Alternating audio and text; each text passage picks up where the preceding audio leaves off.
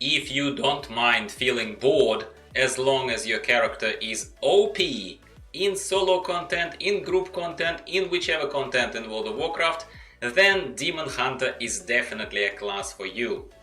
As my regulars would know, I make no apologies for liking Demon Hunter and maining Demon Hunter for a fair chunk of time in BFA. And Demon Hunter rates pretty high as we prepare to go into Shadowlands. So naturally I wanted to jump on PTR patch 9.0 and take a look at what actual changes do we see for Havoc Demon Hunters and Demon Hunters in general. This is what we'll be talking about in this video. It's not going to be a very long one, but it's going to be unscripted and rather rambly. Strap yourselves in.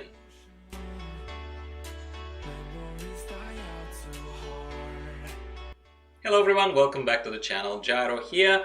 Welcome to the channel. If you are new here, particularly warm welcome to you. We talk about World of Warcraft twice a week here, every 2 to 3 days time. If you are a World of Warcraft fan, coming into the game for Shadowlands or returning to the game and you consider yourself a casual rather than a cutting edge progression kind of elitist, those people are, we welcome everyone, but those people probably won't find a lot of useful content on my channel. But if you're a casual, this is definitely a place for you, so hit that like button now and show your support and subscribe to the channel while you're at it.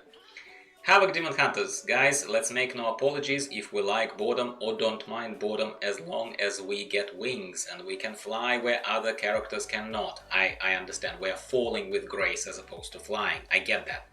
But regardless, I'm just in a good mood today. So on PTR, what happened to Demon Hunters? How did they change? This is not a class review. This is not a class guide. This is a brief changes overview and kind of, again, I'm offering my supporters just my own fairly educated spin on the classes in general, how they perform in BFA and beyond, and what it's looking like as we're heading into Shadowlands.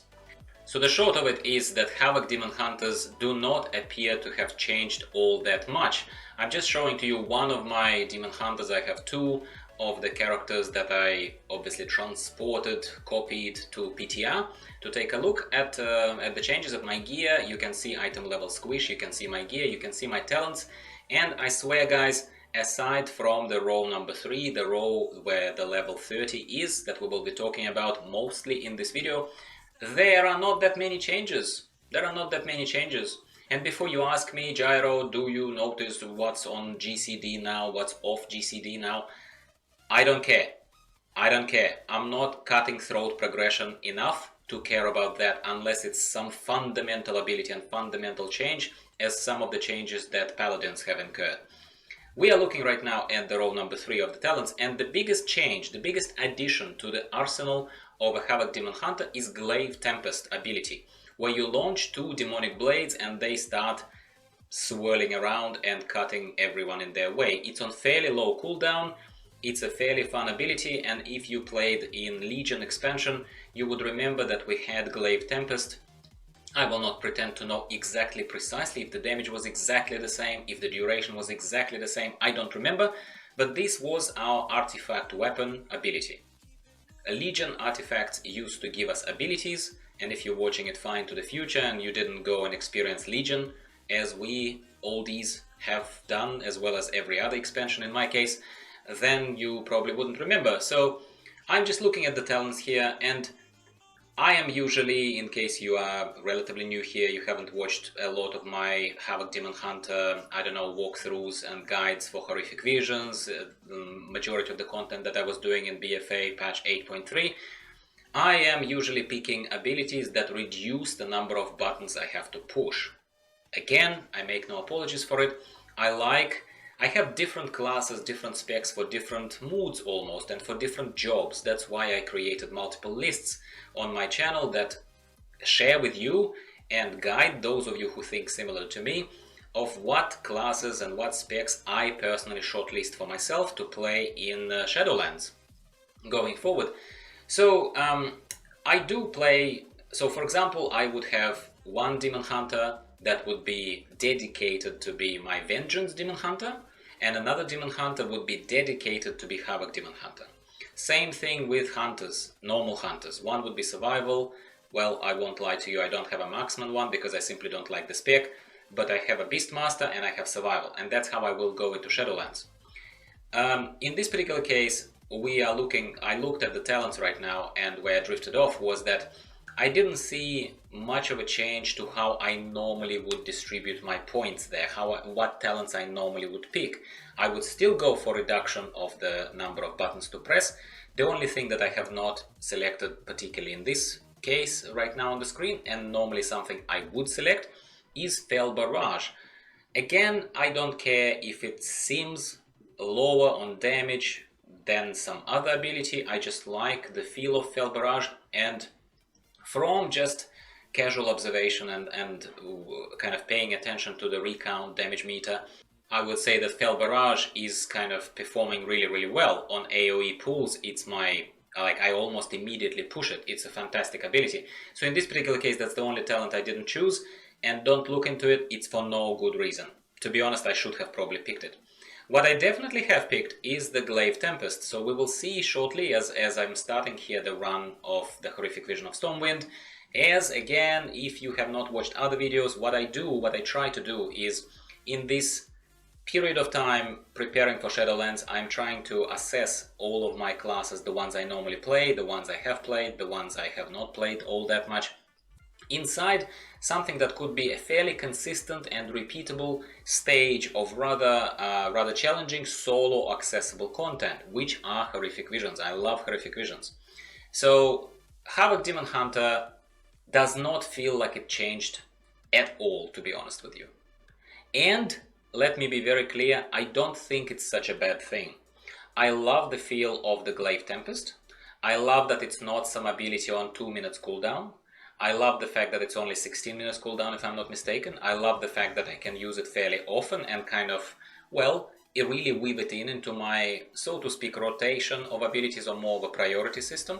If it's an AoE pool, obviously I try to save Glaive Tempest, even though I don't have to work very hard on it. It's not even 30 seconds cooldown. It's pretty much always available. Well, very often. I said enough in the previous videos where I was talking a little bit more about the removal of corruption effects. So we are at this stage of the game, and this pre-patch has not even been released at the moment of recording of this video.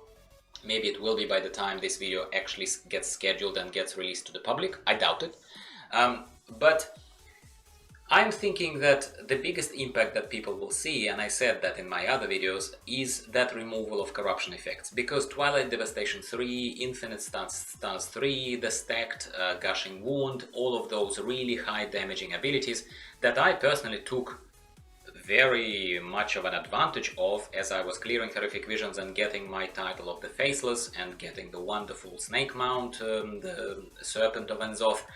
If you are into that stuff, by the way, make sure you check out my channel, and there is a very nice kind of compendium of tips that I put together for you to tell you how to actually get the 5 must clear and all of that stuff before the Shadowlands hits.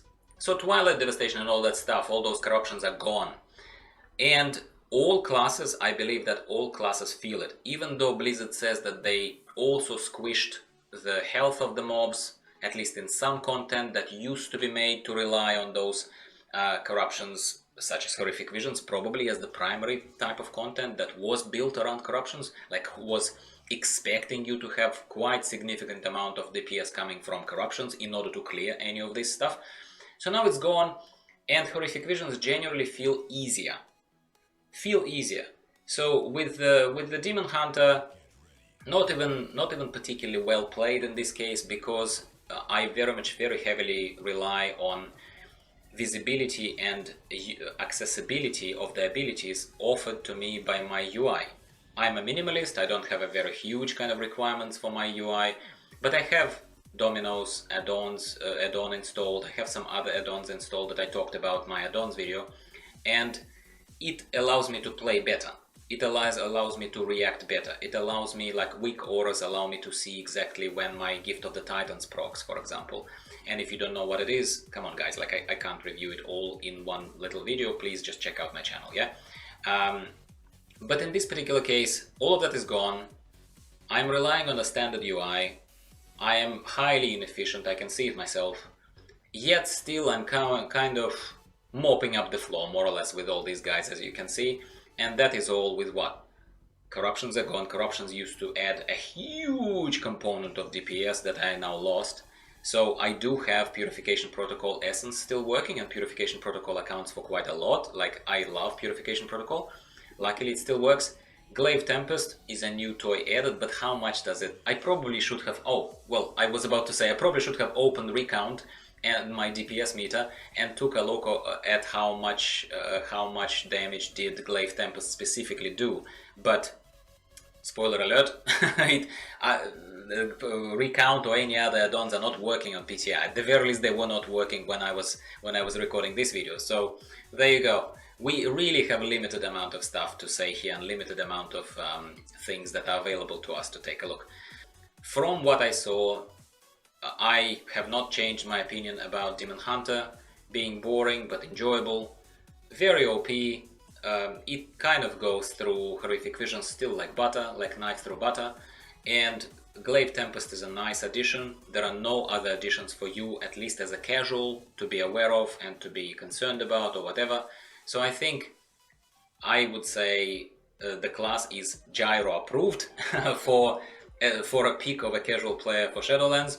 There is nothing really to worry about. I'm still planning to play it, and I think you should as well. Let me know in the comments down below if you disagree. Let me know in the comments down below if I missed something important, which is always very, very possible. I don't take it as an offense, as long as you don't pretend that I didn't tell you that I'm not a cutting-edge Mythic plus 22 person who clears those kind of dungeons and like is mashing buttons like this. I never play like that. I never wish it upon my friends, which I consider you guys to be.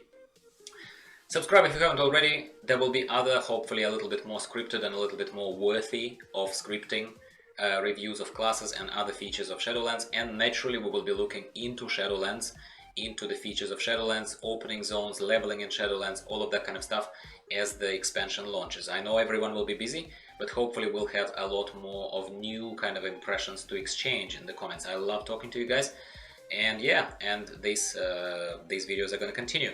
I think enough said. I think there is nothing else to say about Havoc Demon Hunters. They are okay. It's still an enjoyable class for those who don't mind being bored. And that's all I'm gonna say today to you, my friends. I will talk to you in 2-3 days time, and I wish you pleasant time wherever you are in the meantime. There is a lot of time, word time in that statement. That's okay, that's okay.